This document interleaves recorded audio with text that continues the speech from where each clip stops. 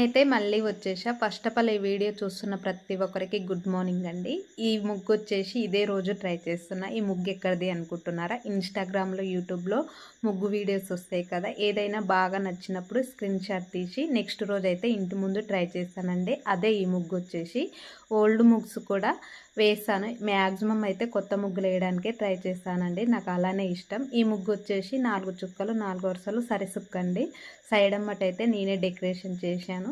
చిన్నదైనా, పెద్దదైనా మనం వేసే ముగ్గుని బట్టే అందంగా ఉంటది గదా! సుట్టయితే ఇక నేను యెల్లో కలర్, రెడ్ కలర్ ఏసుకున్నానండి. చాలా కళగా ఉంది కదా! ఇక్కడైతే నేను ఫ్రెష్ అయిపోయా. రాగి జావ అయితే తాగుతున్నానండి. మీరు గమనించినట్టయితే నా ఎనకాల పెద్ద కర్ర ఉందండి. అది చూసి భయపడకండి. ఎందుకంటే కోతుల కోసం తెచ్చి ఇంట్లో పెట్టేసా.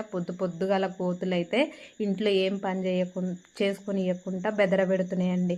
పొద్దుందాకా మనం పనులకెళ్తామా, ఇక మనం వండి పెట్టి ఇంట్లో పోతాం కదా, అవి వచ్చి మొత్తం ఖరాబ్ చేసినాయండి. మాకైతే వంట రూమ్ నుంచి ఇంట్లోకైతే దారుంది.